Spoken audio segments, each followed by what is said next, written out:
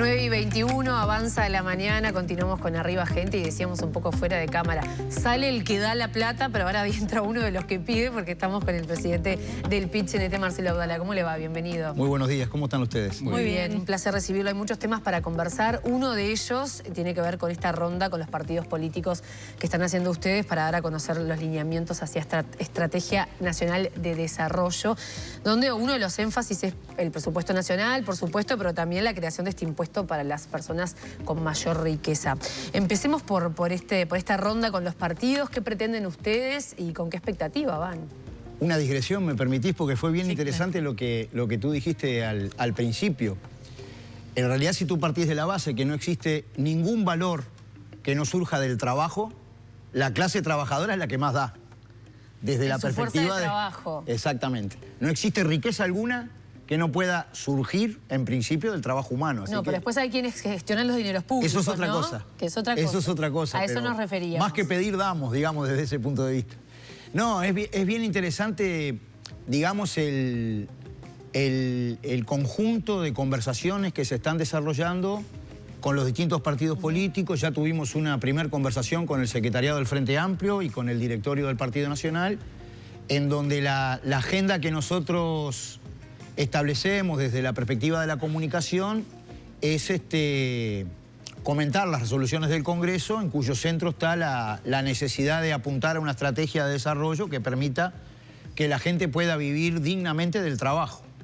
Es notorio, ya lo hemos conversado en otras oportunidades, que hay algunas manifestaciones, digamos, en la realidad que demuestran que la matriz productiva en que trabajamos no da para sostener la vida de 3,5 millones de habitantes. Nosotros en el 2019 teníamos alrededor de 450.000 trabajadoras y trabajadores que ganaban menos de 25.000 pesos. En el 2024 ya estábamos en 550.000. Tú tenés una informalidad que al 2024 trepó al 23%. Hoy hay algunos estudios que establecen que está en un 20, un 22%. Si te corres para la frontera o al norte del Río Negro, esto es peor. Cuesta mucho, digamos, superar el desempleo femenino, el desempleo juvenil. Y bueno, eso desde nuestra perspectiva es producto de una matriz productiva demasiado sesgada en la exportación de materias primas. Y la poca producción, ¿no? Nacional, dice usted. Exactamente, ¿no? Que ha habido a lo largo del tiempo un proceso de desindustrialización. Entonces nos planteamos cómo generar las condiciones para una base productiva más sofisticada, con mayor inversión en ciencia y tecnología, con más valor agregado, mejorando, digamos, la capacidad de planeamiento estratégico del Estado. ¿Y ve alguna intención que se parezca a esto por parte del gobierno actual? Bueno, en algunos sentidos yo creo que ha sido saludable en esta dirección la convocatoria por parte del Ministerio de Industria de un espacio para discutir una política industrial y algunos espacios sectoriales donde de alguna manera se establece qué condiciones tenemos para desarrollar algunos sectores. Le habla de objetivos de concreción. Sí. Porque venimos hablando de diálogos y mesas de conversación en todos los ámbitos. Le pregunto si usted vislumbra por parte del gobierno la intención de invertir o de que haya movimiento en materia de industria nacional. Yo nunca escuché un fundamento, por ejemplo, cuando nosotros planteamos utilizar la capacidad de compra del Estado, que es una cuestión bien importante para las características demográficas y de escala de Uruguay. Nunca escuché un fundamento contrario a decir, bueno, si yo necesito tales o cuales uniformes en salud pública, si yo necesito tales o cuales requerimientos en el Ministerio del Interior, si yo necesito en las empresas del Estado, digamos, tal inversión en maquinaria y equipos, nunca escuché un fundamento contrario a que se pueda utilizar la capacidad de compra del Estado también para armar proveedores nacionales. Del mismo modo que tampoco escuché un fundamento contrario a que cuando hay inversión extranjera directa se pueda desarrollar proveedores nacionales. De hecho, uno de los criterios que se plantearon en el Ministerio de Industria para armar estos sectores es estudiar eso caso a caso. ¿Están haciendo algo?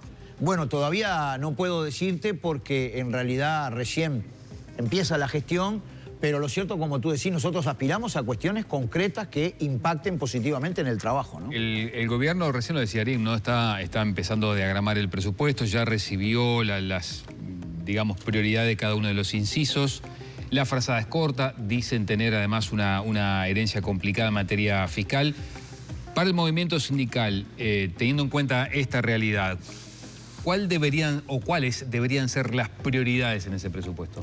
Bueno, en primer lugar, una contribución positiva a través de la inversión pública a la generación de puestos de trabajo de calidad. Más inversión pública. Más inversión pública en dos áreas. Una que tiene que ver, como tú bien planteás, con el presupuesto nacional, pero hay otra que, sin estar desconectada, digamos, de la cuestión financiera general, es un poco diferente y que tiene que ver con las empresas del Estado, que pueden cumplir un rol muy dinamizador de la economía. Hay que tomar en cuenta que hace 10 años que no crecemos, ¿no? Porque hay un promedio de crecimiento del Producto Bruto Interno de un 1%, estamos teniendo dificultades para generar un proceso de crecimiento mayor.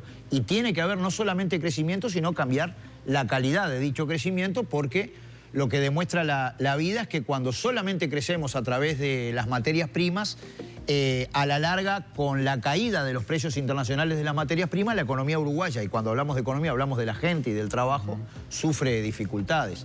Para mí lo primero es que tenga una contribución positiva a la generación de puestos de trabajo de calidad. La segunda cuestión, que sería muy bueno que el Estado dé el ejemplo desde el punto de vista de las formas de contratación laboral. Hay muchas labores permanentes que se están haciendo a través de trabajo precarizado, tercerizado. Esto no es solamente que se contrate gente nueva, que se llenen las vacantes de otra manera, sino que inclusive gente que ya está trabajando para el Estado efectivamente pueda tener formas de contrato adecuadas. Yo creo que Uruguay, y esto lo digo tanto para la actividad privada como para la actividad pública, no puede basar sus mecanismos de competitividad, de productividad y de trabajo en la desregulación y la precarización de los trabajadores. Pero hace ahí años hay un que segundo está pasando aspecto. Esto, ¿no? Mucho tiempo. No se modifica y cada vez se profundiza más. Sí, por esa razón es que nosotros, digamos, aspiramos a criterios de un presupuesto nacional que den pasos en resolver estos problemas. Abdala, pero después del otro lado de la vereda hay quienes dicen, che, no puede haber tanto trabajador público, digo, el Estado no puede tener ese peso, esa cantidad de gente trabajando. Lo que pasa es que llega un momento que se empiezan a lastimar los propios servicios públicos, ¿no? Yo he conversado con la gente de ANCAP con aquel criterio de que cada 4 que se jubilaban entraba uno solo. Hay sectores del trabajo que están en dificultades, ¿no? ¿Y en algún sector sobra? Es posible, habría que estudiarlo lugar por lugar, pero en general el problema es que se ha sido tan restrictivo desde el punto de vista de la contratación que hay servicios que están realmente, servicios a la población que son muy importantes, ¿no? O a la industria o al desarrollo productivo.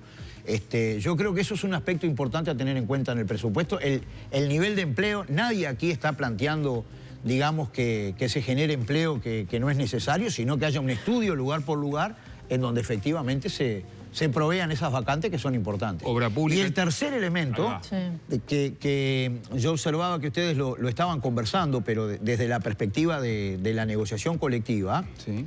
Es muy importante la discusión a través de la ley de negociación colectiva de los niveles salariales de los trabajadores, sin duda alguna, ¿no? Para mí esas cuestiones tienen que estar cubiertas en el presupuesto, que es la ley de leyes. Es decir, es una ley que regula luego cuál es la participación del Estado en la economía, en la sociedad, en la cultura, por 5 años, ¿no? Entonces nosotros le damos mucha importancia y hemos pedido al presidente de la República poder conocer cuáles son digamos, las ideas fuerza y las propuestas concretas, digamos, del Poder Ejecutivo en el presupuesto nacional, con algún tiempo a los efectos de poder también participar con ideas, con propuestas, antes de que el Poder Ejecutivo, el 31 de agosto, lo envíe al Parlamento. Con respecto a las pautas, ¿qué modificaciones se están planteando entonces? Lo que pasa es que hoy los criterios que presentó la delegación del gobierno para el sector público ni siquiera garantizan el mantenimiento del salario real. ¿Ah, no? No, desde nuestra perspectiva no. ¿Por qué? Porque establece, digamos, ajustes nominales, digamos, sin demasiada conexión con la inflación. Y además, es decir, si se pega en el clavo desde el punto de vista de la estimación de cuál va a ser la inflación en el año, bueno, se podría establecer que más o menos esos ajustes acompañan, digamos, la inflación y por tanto mantienen el salario real. Pero si la inflación se va digamos, si es diferente hacia arriba de lo que establece el Poder Ejecutivo, la parte trabajadora empieza a tener problemas. No se está calculando bien la proyección para usted. No, capaz que sí. Lo que pasa es que cuando tú te referís a la negociación colectiva, a un convenio, tú tenés, no es solamente que puedas confiar o no en que el Poder Ejecutivo, el Comité de Política Monetaria, el Banco Central, acierte en la inflación. A nosotros nos conviene que la inflación baje, nosotros somos hinchas de que los precios no suban, porque cuando suben los precios el primero que pierde es quien vive de ingresos fijos. Pero lo que pasa es que desde el punto de vista de un acuerdo, tú no podés basarlo estrictamente en la confianza de que las estimaciones de inflación sean las adecuadas. Y además, otro aspecto, además de esto, es que si se observa un crecimiento del Producto Bruto Interno, no hay ningún formato que le permita a los trabajadores acompañar ese crecimiento del PBI. Es decir, si nosotros tenemos una postura, lo que hablábamos al principio, digamos, toda la riqueza generada surge del trabajo. Bueno, por lo menos está bueno que la masa salarial, que crece cuando crece el trabajo y cuando crece el salario, por lo menos acompañe un eventual crecimiento del Producto Bruto Interno. Esto no está garantizado en la última propuesta del Poder Ejecutivo. Esperemos que cambie, ¿no? Arim decía que la intención era, bueno, llegar a un acuerdo. En el caso de que no, ¿cuál sería el nivel de conflictividad de COFE?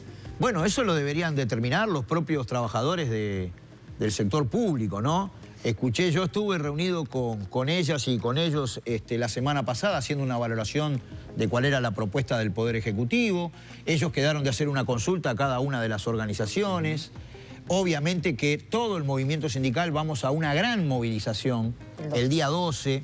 Seguramente tanto los trabajadores y trabajadoras de la actividad privada como la de actividad pública están tomando todas las medidas organizativas para que esta se convierta en una gran movilización. Y lo que nosotros esperamos es que, digamos, estos criterios, que son aún peores que los que se plantearon para el sector privado, que nosotros dijimos que eran mejores que los de la administración anterior, pero eran insuficientes en algunos sentidos, puedan mejorar desde el punto de vista de que los trabajadores puedan participar en negociaciones. No es al nivel PCNT en el Consejo Superior Tripartito, sino en cada rama, pero en negociaciones donde puedan llegar a convenios, ¿no? Abdala, 1% de tributación para los más ricos. El presidente de la República ya dijo que no. El ministro Odone más de una vez dijo nones. Recién Arim dijo, no muchachos, ya el presidente fue bastante claro. Entonces, ¿van a seguir gastando pólvora en chimangos? Bueno, la verdad que nosotros estamos bien contentos por el debate que se está desarrollando, porque las decisiones de políticas públicas se toman no en función de una posición a priori, sino en función de un debate informado, razonado. Y yo creo que se está acumulando fuerzas en esa dirección. Yo estoy muy contento con que a través del planteo que hizo el PCNT el 1 de mayo, que por otra parte es un planteo más parcial que el propio programa, digamos, de la fuerza política de gobierno, que habla en general de utilizar el impuesto al patrimonio para que pague más el que tiene más, de gravar las rentas del capital, de gravar la riqueza del país. Yo estoy recontra contento de que se viene abriendo un debate sumamente interesante, ¿no? Obviamente que esta propuesta no es contra el presidente de la República. Lo primero que hay que preguntarse es por los fines. Muchas veces el quehacer político aparece como divorciado de los fines éticamente, digamos, importantes para las sociedades. Nosotros lo que queremos resolver simultáneamente, y este es un debate previo a las formas de instrumentación, sino que hace al sentido de la propuesta, es si conviene pensar simultáneamente en abatir la desigualdad y en resolver una cuestión que es insultante para todo el mundo como la pobreza infantil. Yo quiero recordar que todo el sistema político hizo un acuerdo de la necesidad en un país que exporta alimentos para millones de seres humanos de abatir la pobreza infantil. Eso es lo que plantea el PCNT. ¿De qué forma?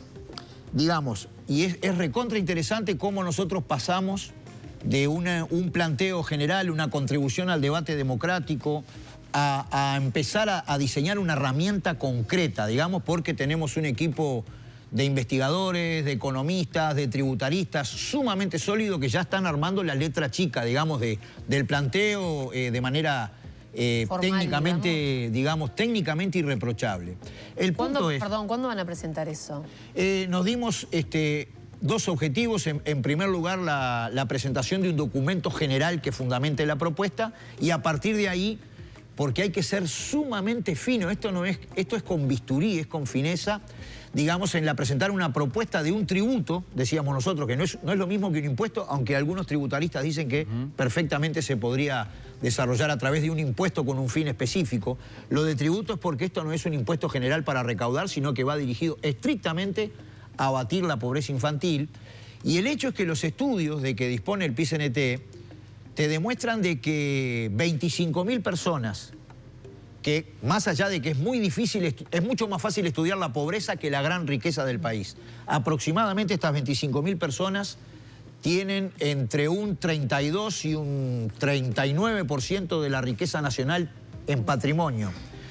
Más o menos, si tú ubicaras un impuesto de un entorno del 1%, que también podría ser progresivo, eso habrá que verlo en la fundamentación técnica de la propuesta, te va a dar aproximadamente un 1% del PBI. Estás hablando de entre 600 y 800 millones de dólares anuales, con lo cual vos podrías resolver rápidamente abatir la pobreza. Pero ya tienen el no del presidente, van a insistir igual. Es que la verdad que nosotros estamos recontra conformes con cómo esto se está discutiendo en la sociedad. Quiero acotar que, si yo no entendí mal al presidente de la República, él dijo que no se iban a crear nuevos impuestos.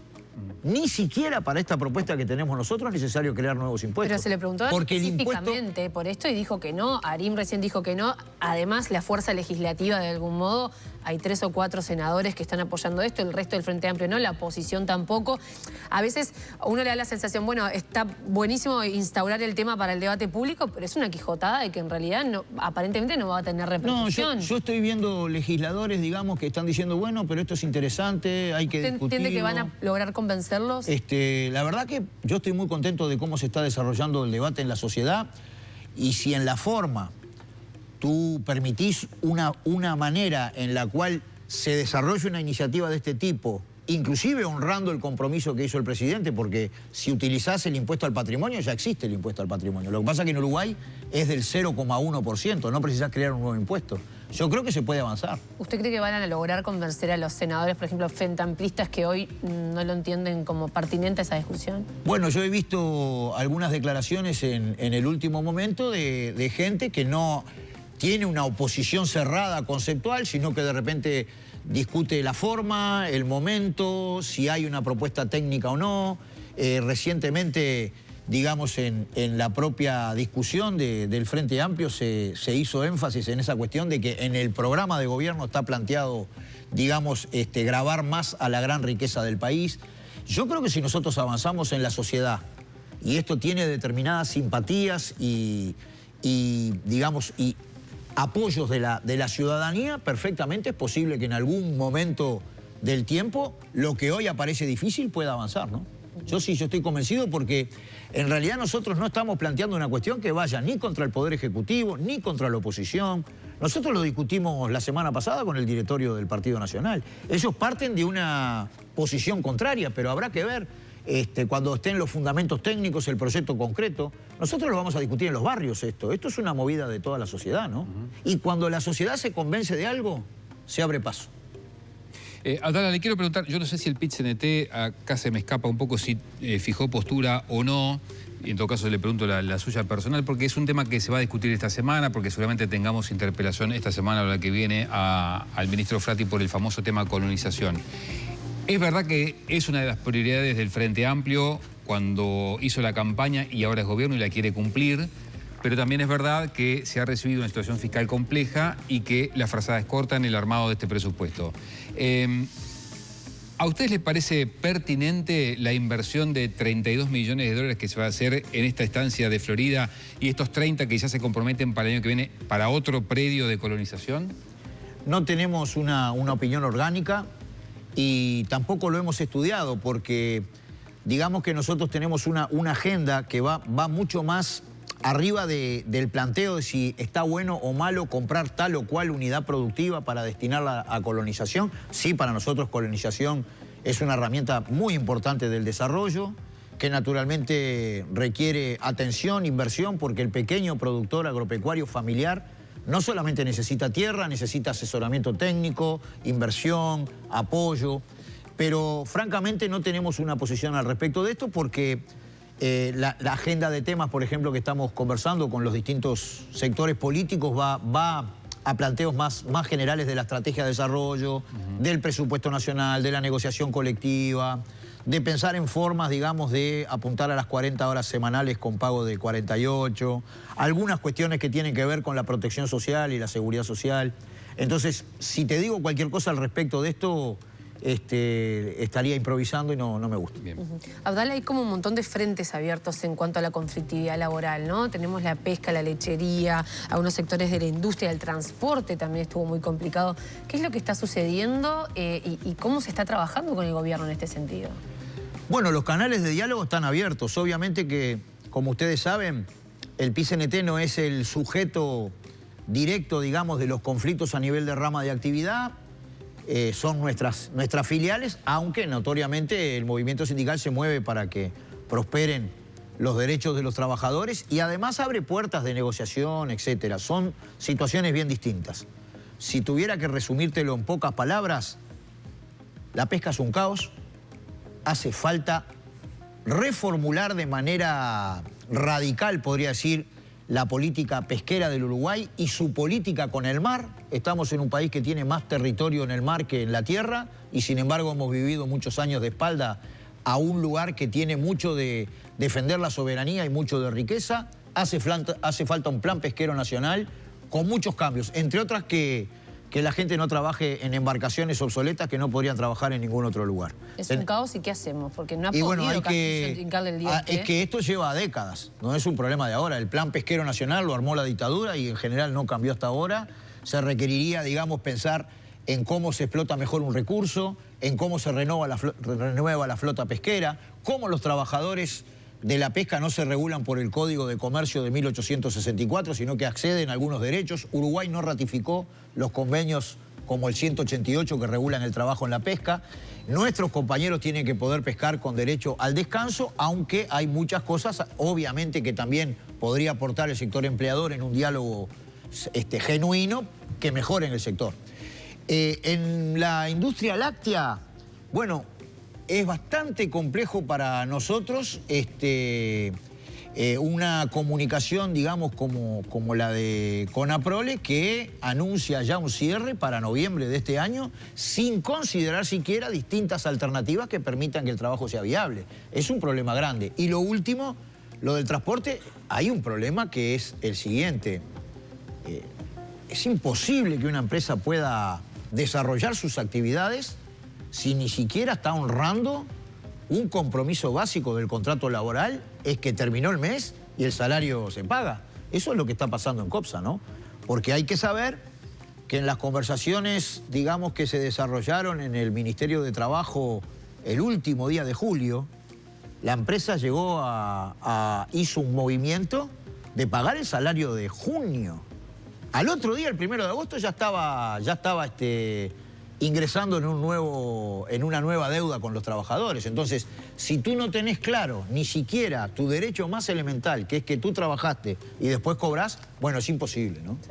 Marcelo Abdala, presidente del PIT-CNT, gracias por la visita. Gracias a ustedes.